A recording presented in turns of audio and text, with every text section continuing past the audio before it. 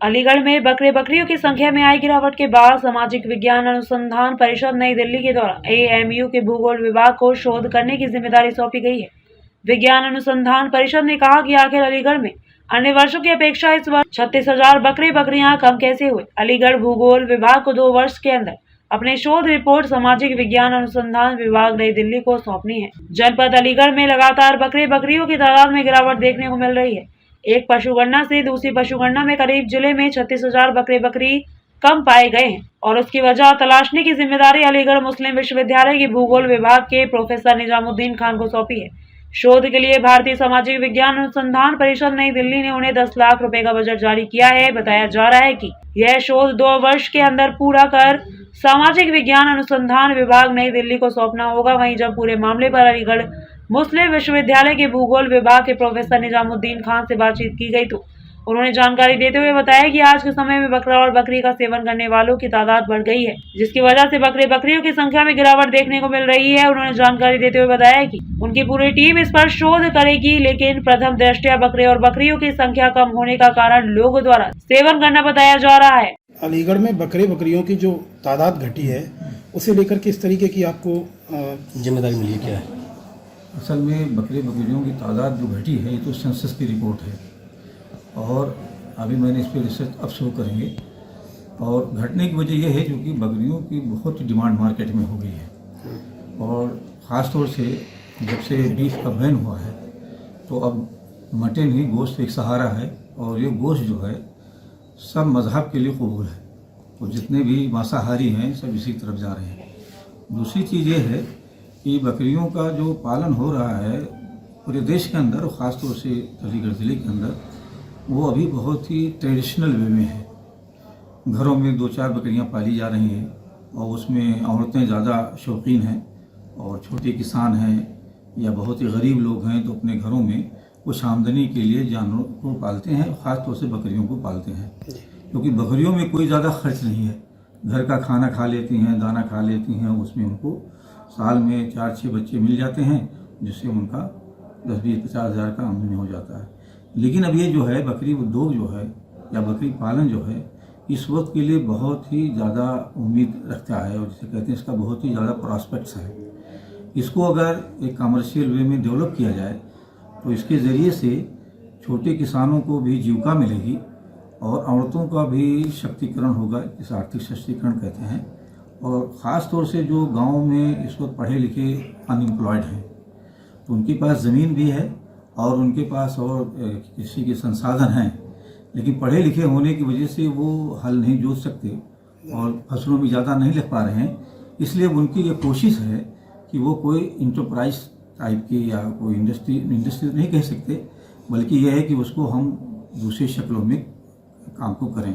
तो इसलिए इस वक्त बकरी फार्म बहुत ज़्यादा डेवलप हो रहा है और इसके लिए गवर्नमेंट को भी थैंक्स करना चाहिए क्योंकि मौजूदा गवर्नमेंट जो है बकरी पालन के लिए हर ब्लॉक लेवल पे नौजवानों को वो लोन दे रही है और बहुत से इलाकों में नौजवान इस वक्त बकरी पालन के लिए आगे बढ़ रहा है। सर पहली तादाद कितनी थी और अब फिलहाल जो तादाद निकल कर आई है वो कितनी है? जी मतलब पहले बकरी बकरों की तादाद कितनी थी जनपद में? इस वक्त एग्जैक्ट तो हम नहीं बता पाएंगे क्योंकि इसलिए अभी सेंसस रिपोर्ट हमको पढ़ी नहीं है, लेकिन बहरहाल वो बकरी घटी हैं तो घटने की वजह उसकी यही है कि चूँकि इनका डिमांड बहुत ज़्यादा बढ़ रहा है और अलीगढ़ में ख़ास तौर से अलीगढ़ शहर में बहुत ज़्यादा डिमांड है बकरी की। तो इसलिए इस पर अब इसी बात की रिसर्च करनी है कि ये घटी क्यों है और दूसरी चीज़ें ये हैं कि इनको किस तरीके से डेवलप किया जाए कि हर घर घर में बकरी का पालन शुरू हो जाए। और अभी तक ये बकरी पालन को ख़ास तौर से हर इलाकों में इसको एक धार्मिक उस पर सोचा जाता था कि बकरी मुसलमानों की है और बकरी ये गरीबों की हैं, बकरी फलां की हैं। लेकिन अब बकरी पालन जो है ये किसी खास समुदाय का नहीं रह गया, अब बकरी पालन एक कमर्शियल उसमें जा रहा है। सर ये कितने समय में पूरा किया जाएगा जो प्रोजेक्ट?